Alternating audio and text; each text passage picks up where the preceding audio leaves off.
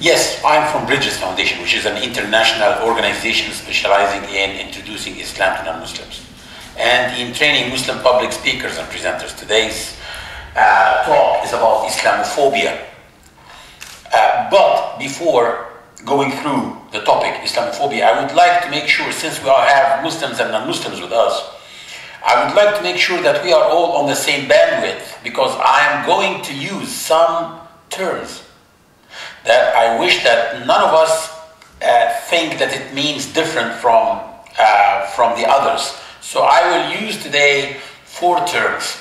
Number 1, I will use the word Allah. And I would like to explain to you who is Allah, because Allah is not a different God from the one of other religions like Christianity or Judaism. He is not a special God of Islam, by the way. I will also use the word Islam. What is Islam? Because some people think that Islam is one of the 3 Abrahamic religions. This is one of the things that is said about Islam, which is not true, by the way. And it is said also that Islam is the 3rd religion, which is not true also, by the way. So I'm going to explain to you what is Islam quickly, all of this in 5 to 10 minutes. Quran, what is the Quran? And I will speak about also Muhammad, because I will use this word a lot. So, number 1, when we talk about Islam, what is Islam? Well, Islam is an Arabic word that comes from a root, because in the Arabic language, words have roots. And usually, most of the words come from a 3 letters root. The word Islam comes from the root salama in the Arabic language. And in the Arabic language, there are 3 other words that come from the same root. One of them is istislam, submission. The second one is salama, salama min al-shawa'ib, purity. And the third one is salam, peace. So linguistically, the word Islam comes from the same root of those 3 words: submission, purity, and peace.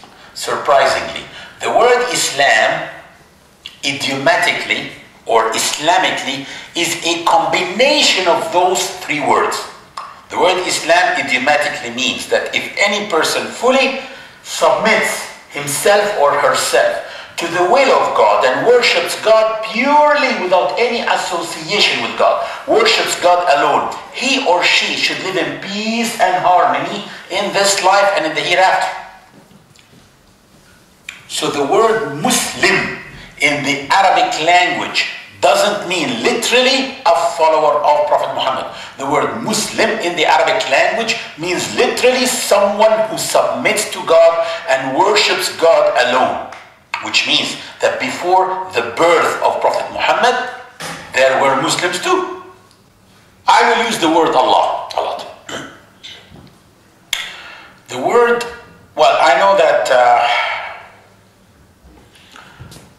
the word Allah sometimes is very problematic for non-Muslims. They don't know who is Allah. Is he the black cube-shaped building that exists in Mecca or something? Well, actually, Muslims believe that there is no God except Allah. And this shouldn't be offensive for others who believe in God, whether Christians or Jews especially. Because the word Allah is an Arabic word that means the one true God. So the word God is not an accurate translation for the word Allah. Because you can have plural gods. You can have a goddess. You can have derivatives, Godfather. You can have false gods. You can have Greek gods, Roman gods. But the word Allah means the one true God. It cannot be plural. It doesn't have derivatives. And, well, as I said, it's an Arabic word that means the one true God, which means that even Christians and Jews in the Arab world, they use the word Allah as well as Muslims to call the deity. To prove this to you, this is the word Allah in the Arabic language, and I know that maybe the non-Muslim guests with us don't know Arabic at all, but we can still play a small game. This is the first paragraph of the first page of the Arabic Christian Bible. Here, this word, at-takween, it means Genesis. Can you tell me how many times does this word exist here in the first paragraph of Genesis in Arabic? Count with me. 1, 2, 3, 4, 5, 6 times. So the word Allah exists 6 times in the first paragraph of the Arabic Christian Bible. 17 times in the whole page, thousands of times all through the Bible. So when Muslims say there is no God except Allah, it's not only that this shouldn't be offensive for others. No, this actually unites Muslims with people from other religions. But Muslims believe that Allah is unique. So Muslims believe that Allah has no partners. Muslims believe that Allah is alone the creator of all the universe. He is alone the creator of man, so he doesn't look like any man. He's alone the creator of animals, he doesn't look like animals. He doesn't look like plants. Allah is unique. Anything that your mind can imagine, he is beyond. So you cannot imagine God. This is the difference here. I will use also a lot statements from a book called the Quran. What is the Quran? I know that even the guests who are with us, they come from either a Christian or a Jewish background, even if they're not Christians and Jews, but at least from this background. And Christians and Jews have the Old Testament and the New Testament. The Quran is the last testament. The Quran is the last revelation, the last and final book of God. The Quran is the principal source for every Muslim's faith and practice. And it deals with all subjects that concern human beings, including wisdom, doctrine, worship, and law. There are 2 basic themes for the Quran. The first one is the relationship between people, one and another of them. And the other one is the relationship between God, the Creator, and His creation. And the Quran provides guidelines for a just society, proper human conduct, and equitable economic principles. Muslims believe in all the scriptures, not only the Quran.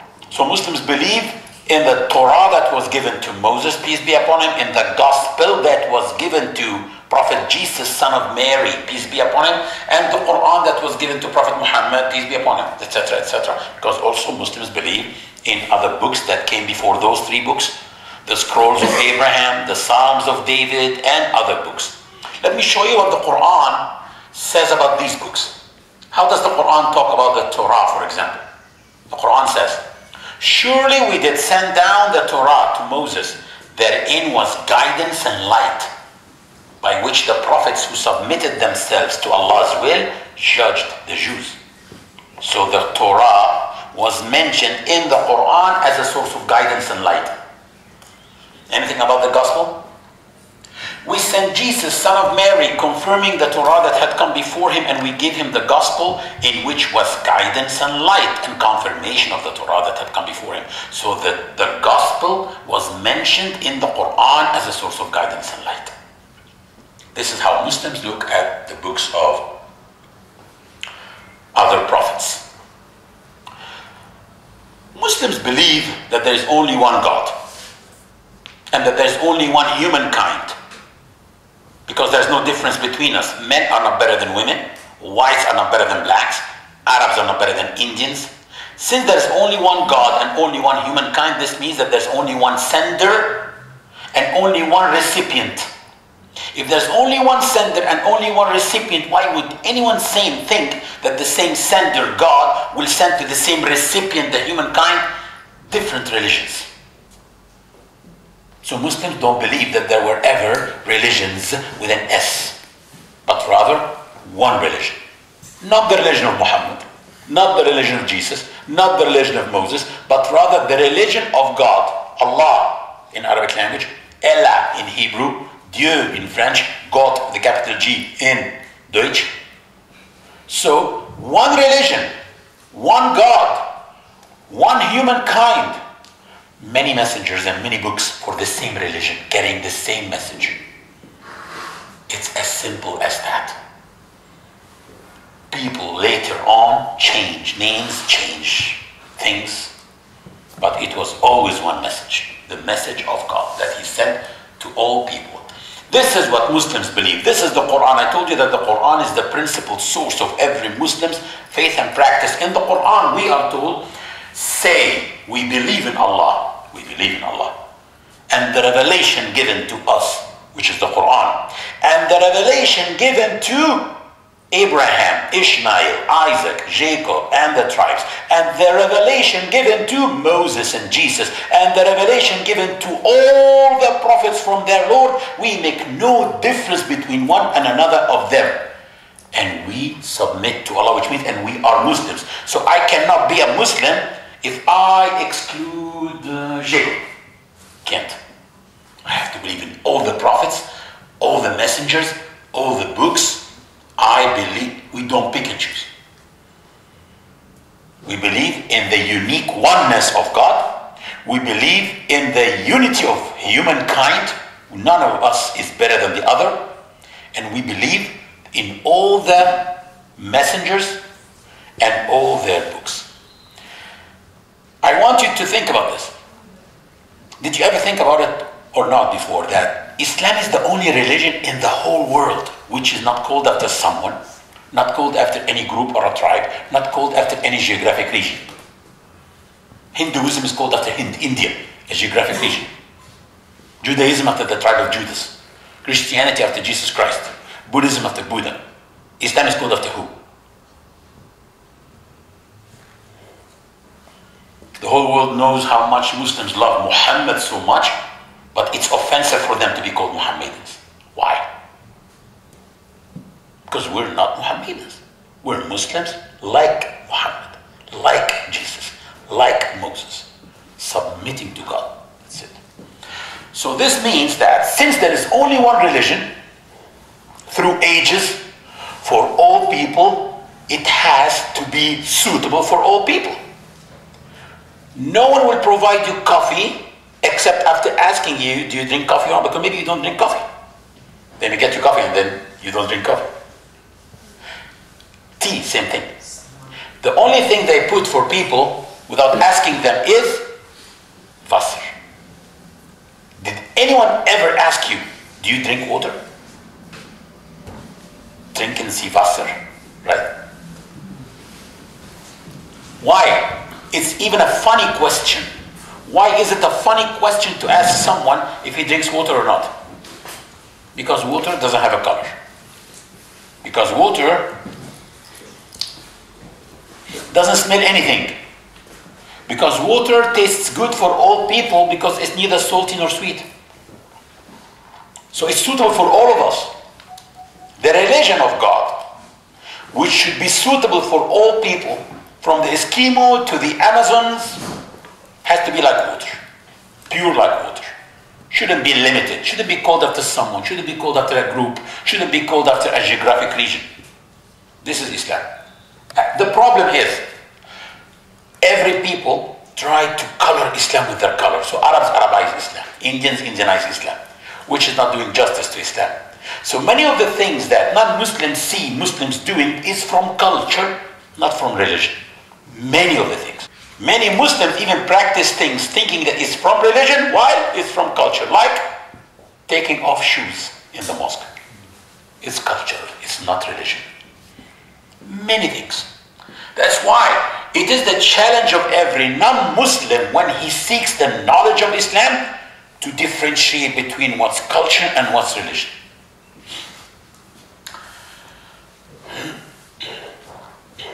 Of course, this means that Prophet Muhammad is not the founder of Islam like some people think. Prophet Muhammad is just one of the messengers of Islam, the last and final messenger of Islam. There's a verse in the Quran that says, Muhammad is just a messenger like many messengers that came before him and died. That's it. He is a colleague of Jesus and Moses and Abraham, a graduate from the same school from which they graduated, the school of God. His traditions are called the Sunnah, which is the second source after the Quran of knowledge and legislation in Islam. And his people used to call him the trustworthy and the truthful. His people used to love him so much. His people were pagans, idol worshippers, and they used to love him. But as soon, they used to call him the trustworthy and the truthful. As soon as he became a prophet, things changed.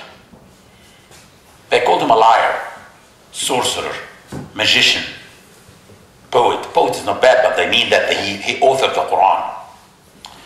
And they tried to stop him by all means. They tortured him and his followers. They tried to kill him several times, and they killed some of his followers.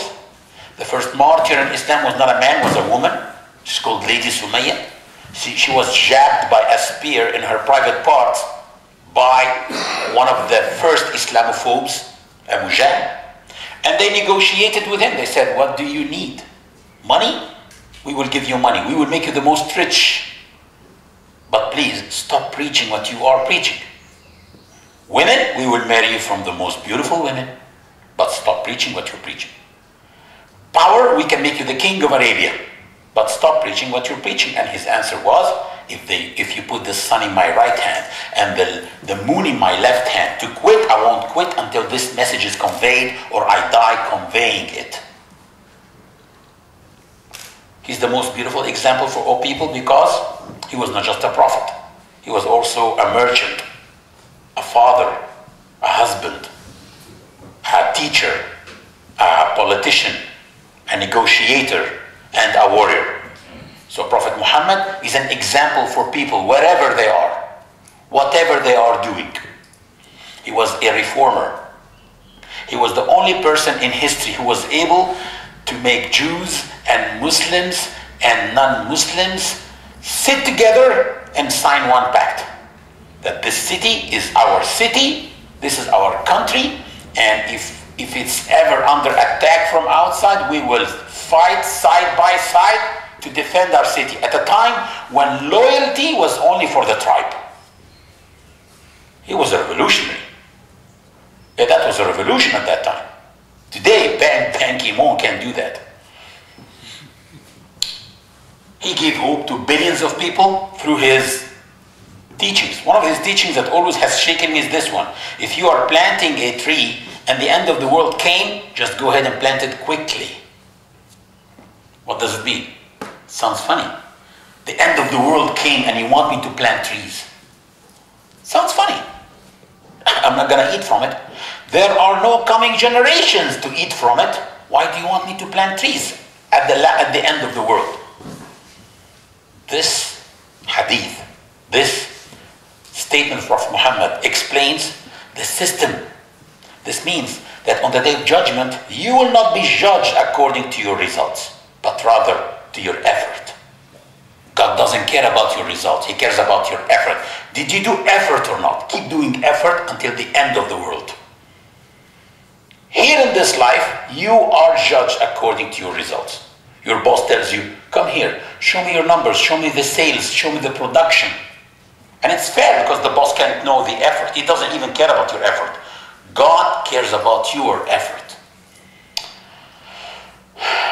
He was judged fairly by many non-Muslim intellectuals when they read his biography, like Lamartine, the famous French historian who wrote the book L'Histoire de la Turquie. He said, if greatness of purpose, smallness of means, and outstanding results are the three criteria of a human genius, who could dare to compare any great man in modern history with Muhammad? Mahatma Gandhi, this man of peace, he said, I became more than convinced that it was not the sword that won a place for Islam in those days in the scheme of life. It was the rigid simplicity, the utter self-effacement of the Prophet, the scrupulous regard for his pledges, his intense devotion to his friends and followers, his intrepidity, his fearlessness, his absolute trust in God and in his own mission. And Wolfgang Goethe. Do you say Goethe or Goethe? Goethe. Okay. He said he is a prophet and not a poet, and therefore his Quran is to be seen as a divine law, not as a book of a human human being made for education or entertainment.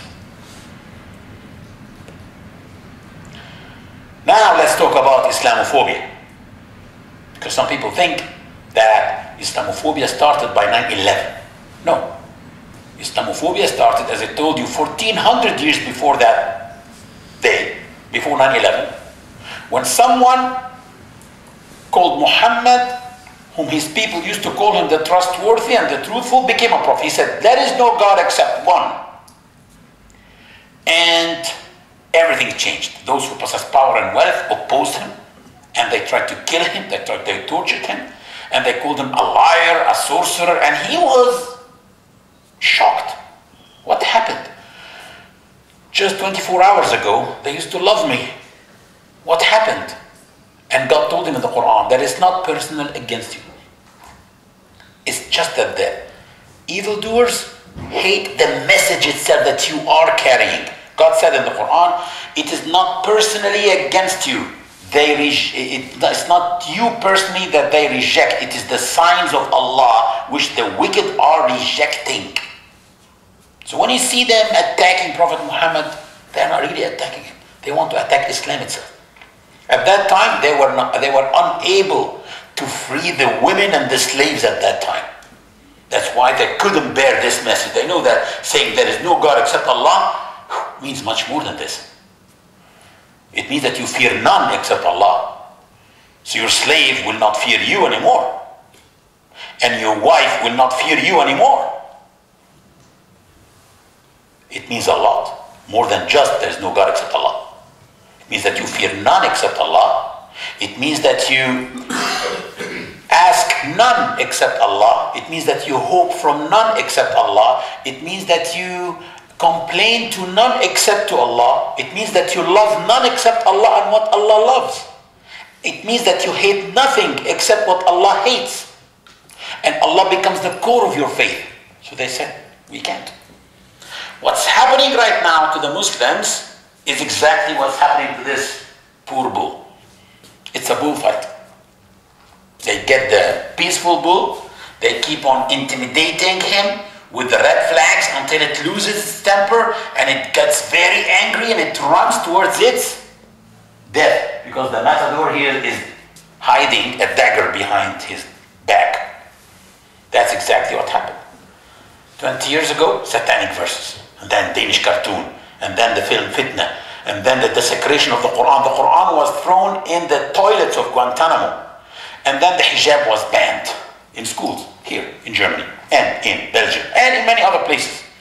And then the film Obsession, and 28 million DVDs of the film Obsession were distributed for free in America in one day. Go and type today the Obsession movie, 28 million DVDs, and you will see what happened in 2005.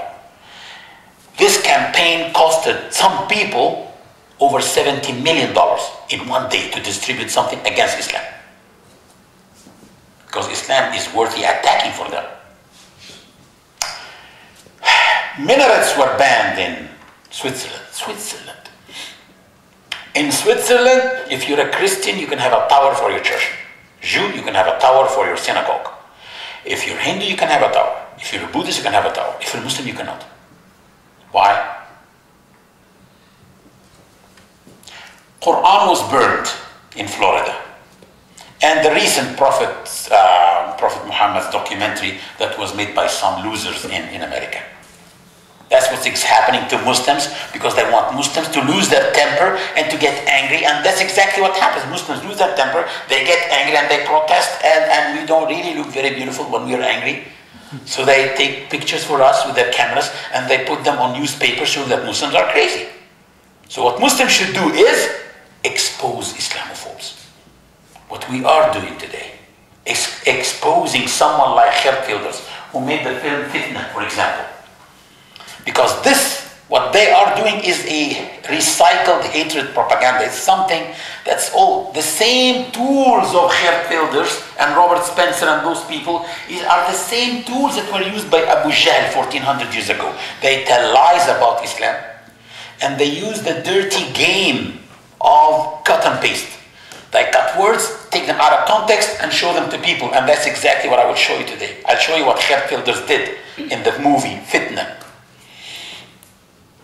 And they abuse the ignorance of their audience of the Arabic language and the Quran. So they work and they fool the non-Muslims. They don't fool Muslims, they fool non-Muslims. And I'll show you now what happens. Let me give you an example. If you ask me about my cat, I'll tell you my cat is pretty ugly. What do I mean? That my cat is ugly, relatively ugly. If you cut the word ugly, then my cat is pretty. Completely opposite, just by cutting out one word. This is called decontextualization. It can change the meaning completely. That's why today's presentation will not appeal to your emotions, but rather to your sense of logic. Every statement that I will make today will be justified on the basis of sound logic. For example, Film Fitna started at the first minute, because I couldn't actually download it from the internet and bring it here because of many technicalities and because of the time too, but you can watch it. 17 minutes that will make you hate Islam and Muslims. But let me tell you what he does to people. In the first minute, he started like that.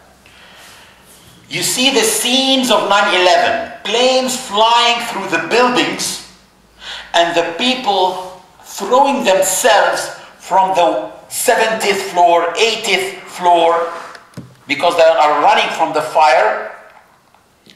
And the Quran is reciting in Arabic this verse, and you see this in the translation, in the subtitles.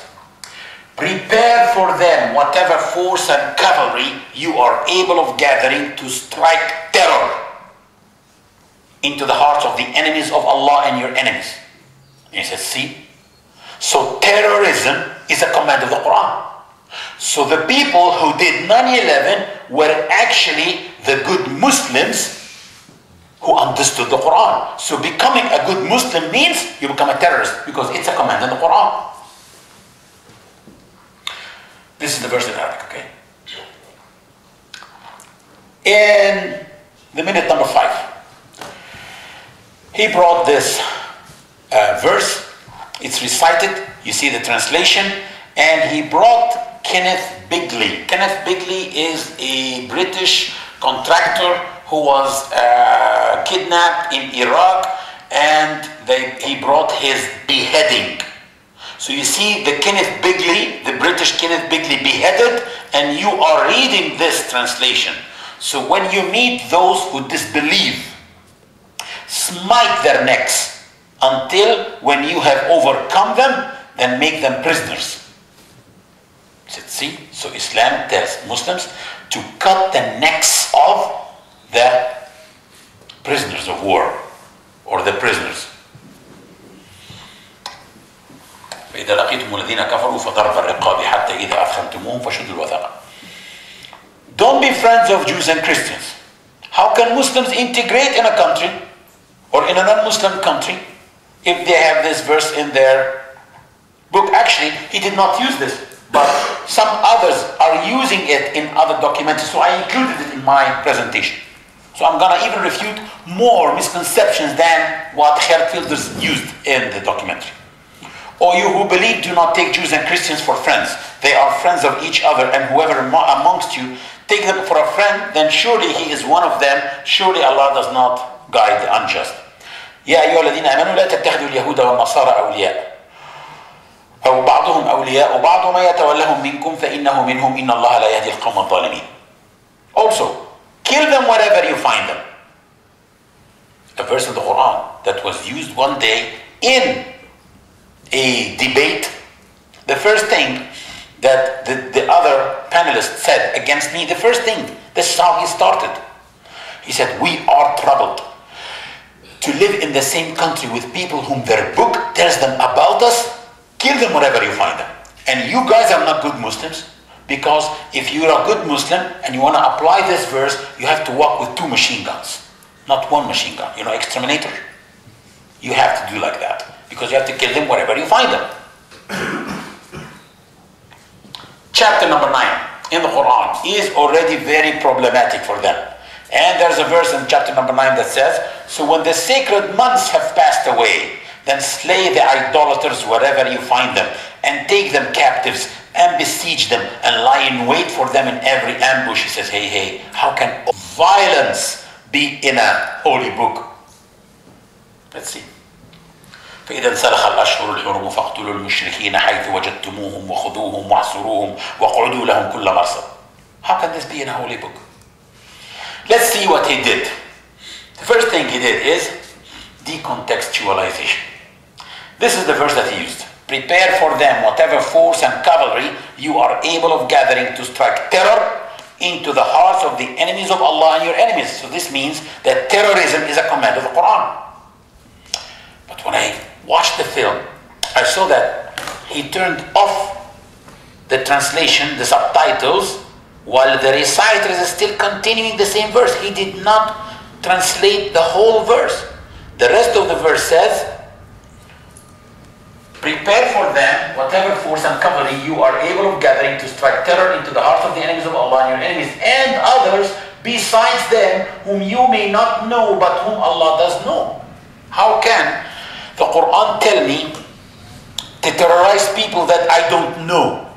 The Quran has to tell me who are them, which people to go and terrorize them. But how can I terrorize people that I don't know who? Therefore, this doesn't really mean terror. What does it mean? You know, I went to give a group of American officers a presentation about Islam, and then after I finished, they gave me this medal as a gift. From one side it says the National War College, where they study, and on the other side it says Qui desiderat passem prepare bellum. And I don't understand Latin, but I typed it on Google and I found that it means the one who desires peace should prepare for war, which means if you want to live in peace, prepare all the power that you can and have a powerful army. Like that you will live in peace, because you will deter your enemies that you know and even others that you may not know, but they are getting ready to attack you. They will be deterred and they will not attack you. So it's exactly the verse. Prepare for them all the power that you can to strike terror, or it means to deter your enemies and the enemies of Allah and others beside them that you may not even know. Only Allah knows. So this is something that tells you how to live in peace when you have a strong army. Pakistan, when they had their nuclear bomb, they are not fighting anymore. Before that, India used to bomb Pakistan every single week. Since they had the power balance, they are not fighting, and the Indians are not attacking them anymore. Let me show you the whole context.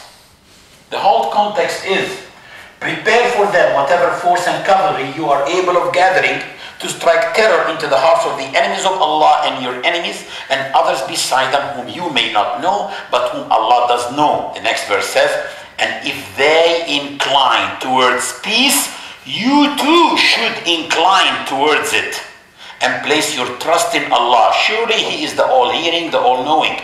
And if they intend to deceive you, then Allah is all sufficient for you. He is the one who supported you with His help and with believers. Which means what?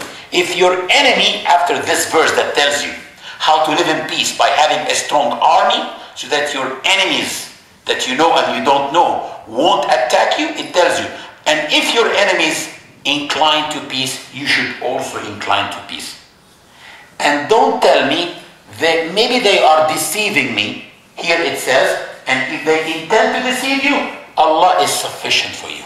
Just accept peace. When your enemy wants peace, accept the peace. This is not the context of telling someone to strike terrorism. But they will never show this to people.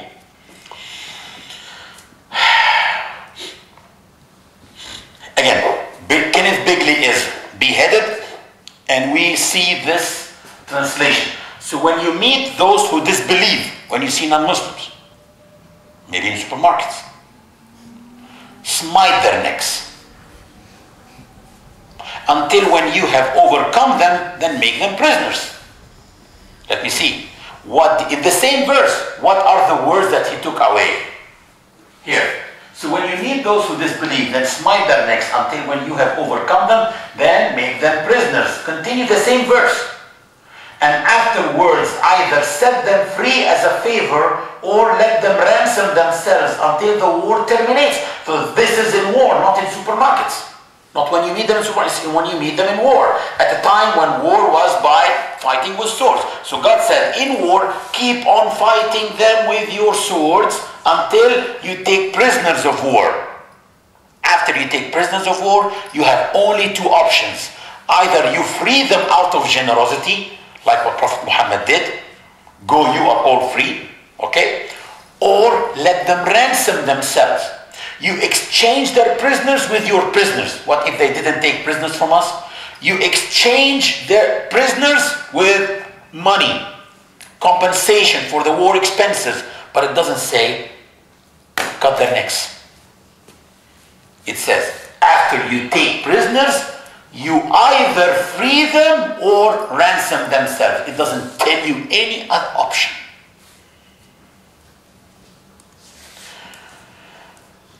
Don't be friends of Jews and Christians. Or you who believe, don't take Jews and Christians for friends. They are friends of each other, and whoever amongst you takes them for a friend, then surely he is one of them. Surely Allah does not guide the unjust. So actually, the Gaza Muslims should have gone to the flotilla and told people to go back because they don't accept them as friends or even as protectors.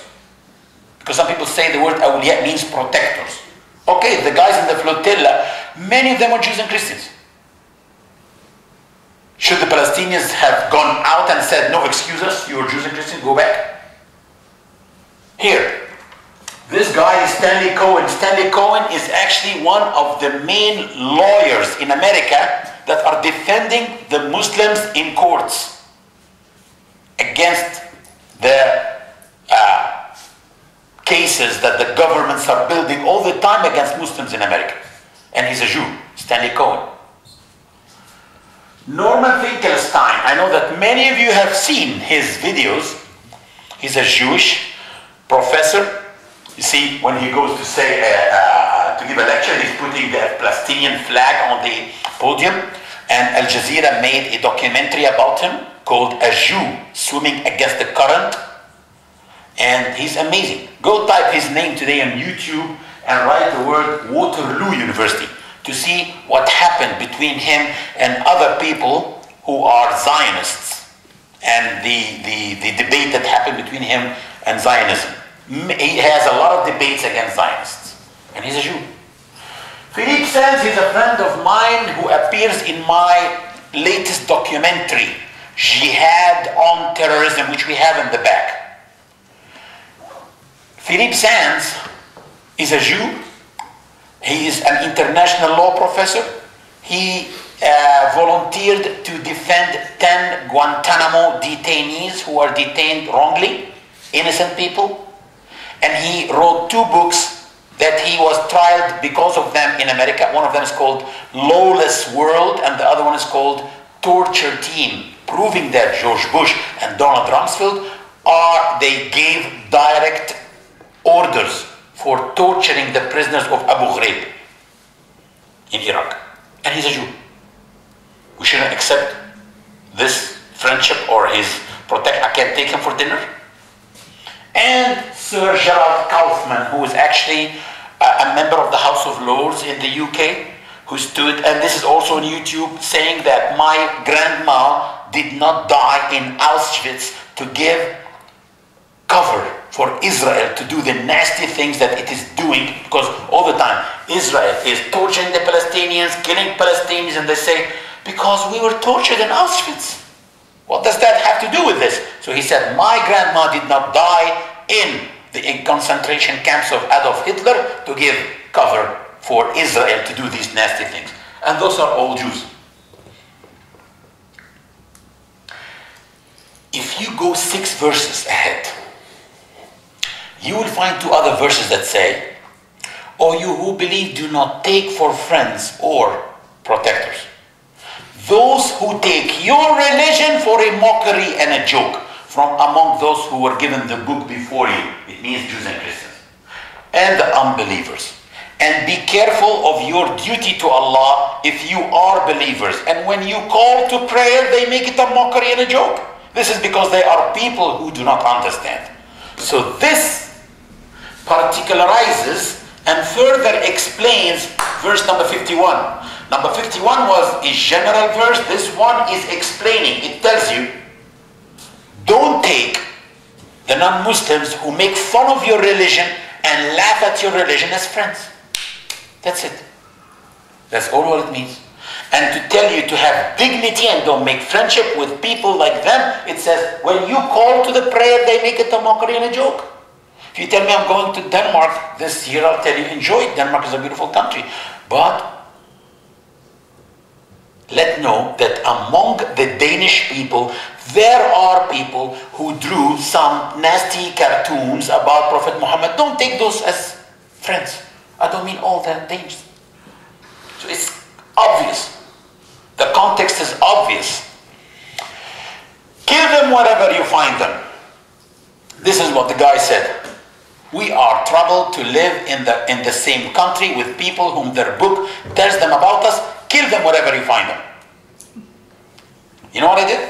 I took out all the money that I have in my pocket and I said, I will give this is about $100. That was in Washington, D.C. And I will give it to the one who will answer my question. How can you have more violence from a book of a kid in kindergarten? And they said, how?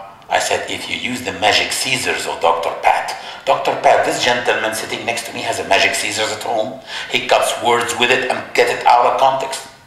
He used only 4 or 5 words from a very long verse. You know what are the next 5 words? Kill them wherever you find them and drive them out from where they drove you out.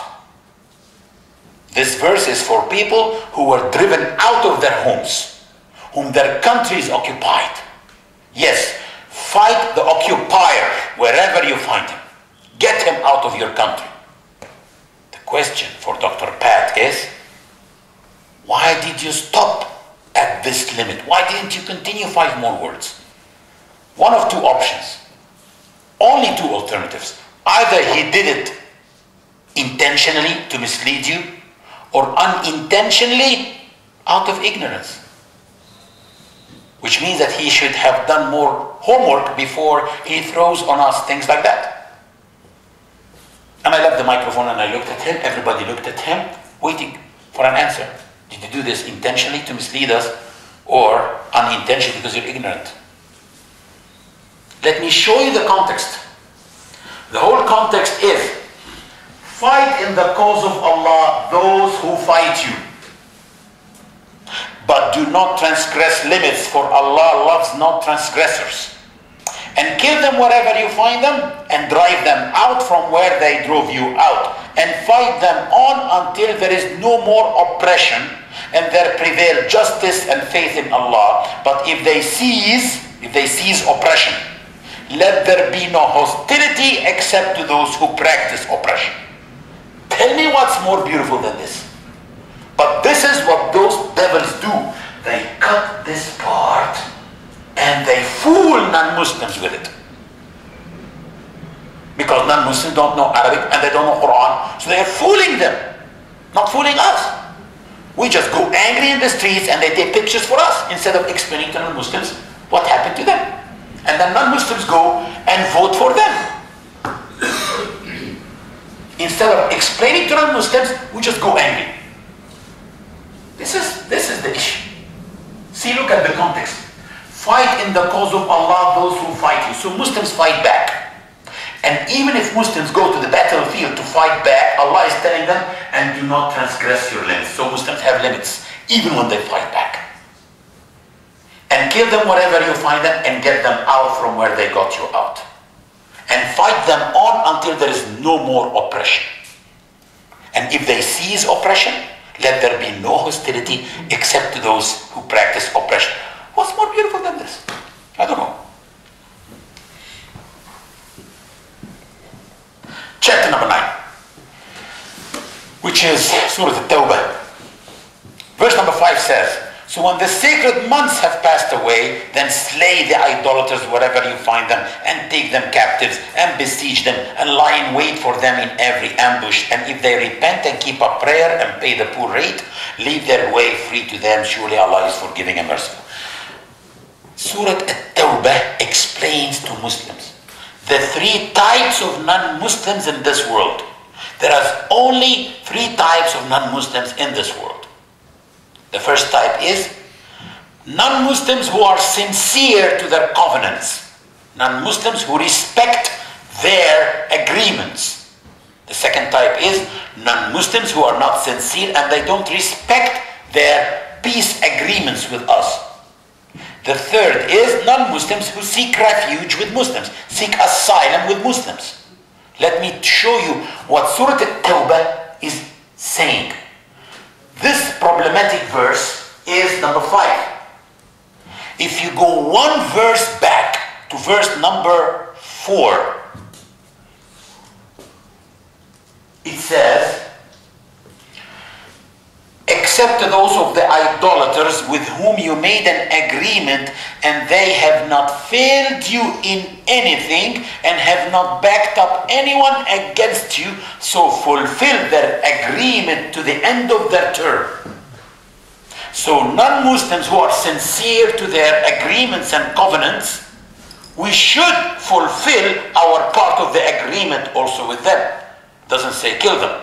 Verse number 7 speaks about the same type. It says, so as they are true to you, be true to them. Surely Allah loves those who keep their duty. Be true to them as long as they are. It doesn't say kill them if they are true to you. This type of non-Muslims who are sincere, who are good, who respect their agreements, they respect their signature, we have to respect our agreements with them.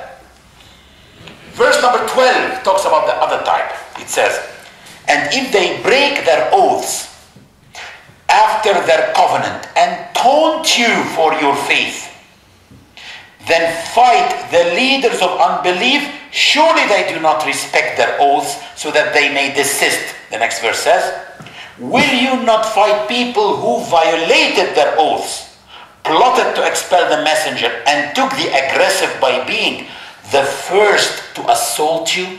So we're speaking about people who broke their peace agreement, attacked us first. We're talking about people who attacked us. Okay? And then the verse says, blaming Muslims who don't fight here. Do you fear them? Nay, it is Allah whom you should justly fear, if you believe. So this is the type that we wait for them, and we fight them, and this is the type that we go violent against them. It's the type who go violent against us first. That's it. And don't respect their peace agreements with us. Let me show you the third type of non-Muslims. Non-Muslims who seek refuge with Muslims.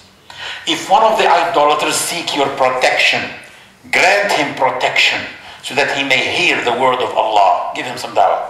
And then, if he doesn't become Muslim, what to do? Kill him? No, the Quran says, then escort him to where he can be secure. What does it mean? To escort someone where he can be secure?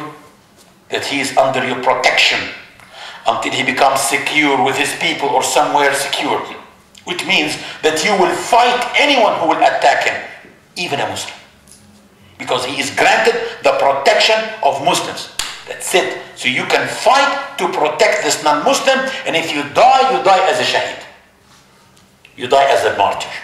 Because you are protecting this non-Muslim who was granted the protection of Muslims. Period. What's more beautiful than this? This is Surah At-Tawbah, and this is what it explains.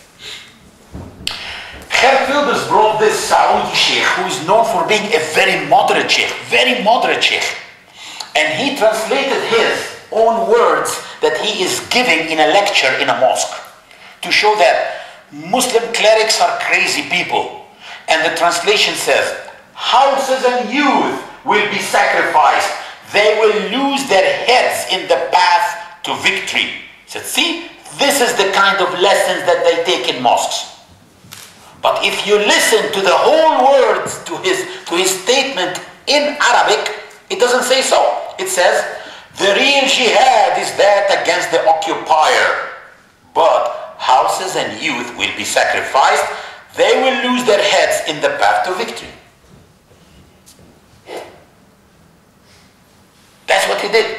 I didn't even need to look for this lecture on YouTube and watch it all. That's exactly what the Sheikh is saying in Arabic in the documentary.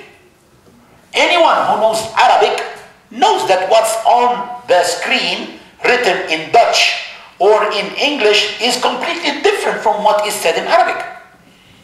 This means that even Islamophobes are stupid. They don't even do a good cut and paste job.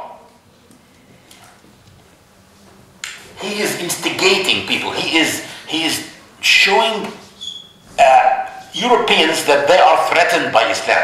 He said in Holland in 1909 there were only 54 Muslims. 1960, 1,600. 1990, 450,000. In 2004, 944,000, nearly 1 million. In Europe in 2004, 54 million, and you are, wow, from 54 to 54 million. Wow, this is in Holland and this is in Europe. Had he started the graph in Europe, this could be like 30 million. In Europe, we're talking about Albania, we're talking about Bosnia-Herzegovina, I'm not even counting Turkey. What kind of graph is this? That's not scholarly at all, actually. He is fooling non-Muslims. And he wanted to show that Muslims cannot integrate in a European country. So he brought a Moroccan Muslim in Holland who said, even though the Dutch law allows homosexuality and adultery, I will not do that. He said, see, they can't integrate. What does it mean? Can't I be Dutch and straight? Can't I be Dutch and loyal to my wife? The man said, the law allows these things and I will not practice it. Why are you telling people that he can't integrate? It's even an insult to Dutch people. Does all Dutch people have to cheat on their spouses? And then he ended the documentary by saying Nazism was defeated in 1945. Islam must be defeated in the 21st century. That's not true. Nazism was not defeated in Europe. It is not defeated yet. And I prove this to you by telling you that this guy is a Dutch parliamentarian. So Nazism was not defeated yet. This is the issue. The threat to Western culture, the threat to Europe, are those people who tell people that their enemies are their colleagues in universities. Their enemies are their neighbors. This is the real threat to European multiculturalism. What non-Muslims will never see in the free media is this, something like that. I show you this, but here. God says in the Quran to Muslims, Allah forbids you not with regard to those who fight you not for your faith, nor drive you out from your homes, to deal with extreme kindness. Because the word here is called birr. And the word birr is mentioned in the Quran twice. Once with the parents, your parents, and once with non-Muslims who live with you in your country and they are peaceful to you. You have to show birr like you deal with your parents with them.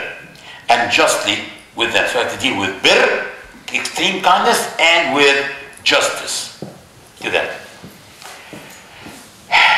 They will never tell you, they will never say here that in the Quran there is a whole chapter called Al-Fath, which means the manifest victory. The chapter is called The Great Victory, and it starts like that. Surely we have granted you a manifest victory. In which battle was this victory? It was not in any battle. It was a peace treaty called Al-Hudaybiyah Peace Treaty. So they will never tell non-Muslims that the Quran called a peace treaty a great victory, and called a whole chapter after that The Great Victory, and the chapter is about a peace treaty. Is this promoting peace or war? They will never tell non-Muslims that in Islam, Muslims have the most beautiful names, and those are the 99 names of God. Among them is As-Salam, peace.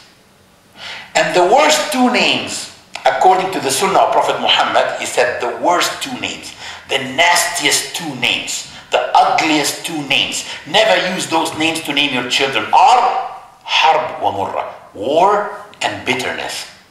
So the Quran, or I'm sorry, Islam teaches its followers that the best name is peace, is the name of God. It's a divine name. And the worst name is war. Is this religion promoting peace or war? But they will never tell them this in their free media, because the media here is biased. And you as Muslims have to know how to deal with it. If you don't have access to the media, go and have access to them in the universities. Go and have access to them. I wish that this could have been in a university. Go, you have access in the streets. Talk to them everywhere. Give them something to watch, something to read. Screen those documentaries here and do discussions later on. And maybe the last thing that I would like to close with and then open the floor for discussion is talking about the original sin. Because the original sin, according to Christianity, is that Adam ate from the forbidden tree, and we know the rest of the story. But in Islam, we have a different one. In Islam, the sin is not inherited. But when we say original sin, we mean the very first sin ever committed. In Islam, we have a sin that was committed first, and that's not the sin of Adam.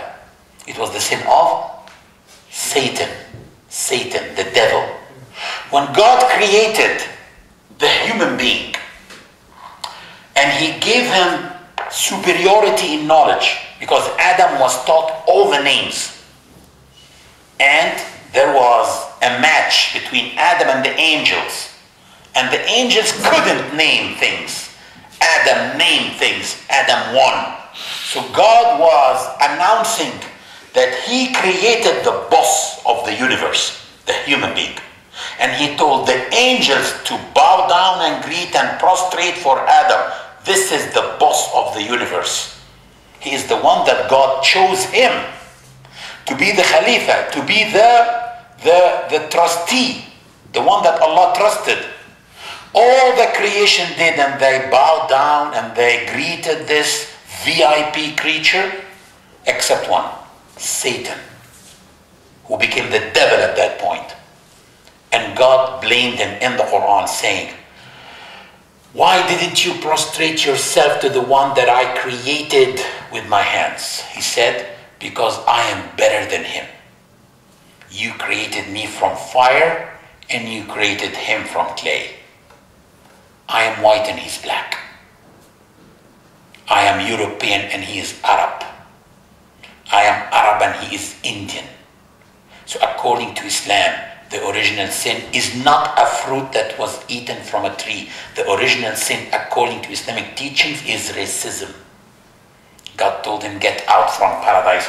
You cannot act as a racist here. You cannot act arrogantly here. He was arrogant because of his race. So according to Islam, racists have no place in paradise. I believe that this is what the world needs today, because most of the crimes committed in this world are a result of racism. Okay. Like that, we finished our presentation about Islamophobia, and I would like to open the floor for your questions if you want.